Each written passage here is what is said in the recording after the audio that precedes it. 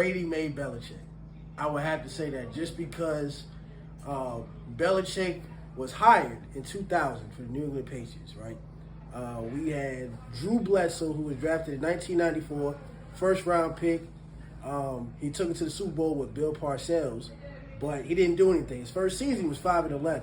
2001 is when everything changed. He started Drew Bledsoe for 2 games. We started off 0-2. We lose to the Jets. I think it was like 10-3 on the final play.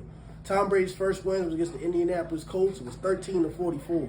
So ever since then, Tom Brady and his leadership, and as far as the Patriots organization, not spending a lot of money on salary caps and whatever, not signing, not spending a lot of money in free agency. So I think Tom Brady made Bill Belichick, and just like the pieces around him. Nobody's heard of Wes Welker. He came from the Miami Dolphins. Everybody's heard of Randy Moss. Everybody thought Randy Moss was washed up from the Oakland Raiders and the Minnesota Vikings. Nobody has heard of Dante Stallworth. He came from the Philadelphia Eagles. Nobody has came from, Steven Jackson? I think he came from the Rams. Asante Samuel came from the Eagles as well. We still had Teddy Bruschi. We still had Mike Vrabel. Big signing back in 2003. Rodney Harrison came from the Chargers. They thought he was washed up too.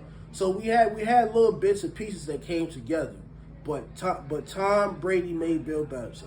Then once Bill Belichick didn't want to sign the man in 2019 for whatever reason, I guess we were too cheap. We either wanted to get him $25 million or $50 million. That didn't work. So Brady says, let's go ahead and go to Tampa. He wins the Super Bowl with the same roster that Tampa Bay had, except the only thing they had was the quarterback. And what did Bill Belichick do ever since then? We want to sign Cam Newton.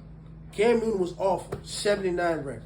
Now we made a smart decision, and we drafted Mac Jones. We went 10-7 that year after starting last year at 2-4, losing to the stinking Cowboys, because I hate Cowboy fans with a passion.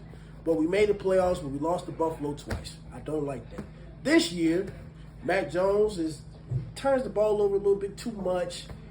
We don't know how we feel about Matt Patricia as far as play calling or whatever, but I guess it doesn't really matter. We just sucked the first 4 games of the year. He's hurt against the Ravens, high ankle sprain, so he doesn't play. So we had Brian Hoyer yesterday, who started against the Green Bay Packers. He got a concussion against the third play of the game because of his bald-ass head, just like Coach Whitney. He got a bald head. I guess he just fell on his head, and he said, I got a concussion. Well, we bring in the guy that we drafted last year, the 4th rounder out of Western Kentucky. Now, most of you folks around here don't know who Western Kentucky is.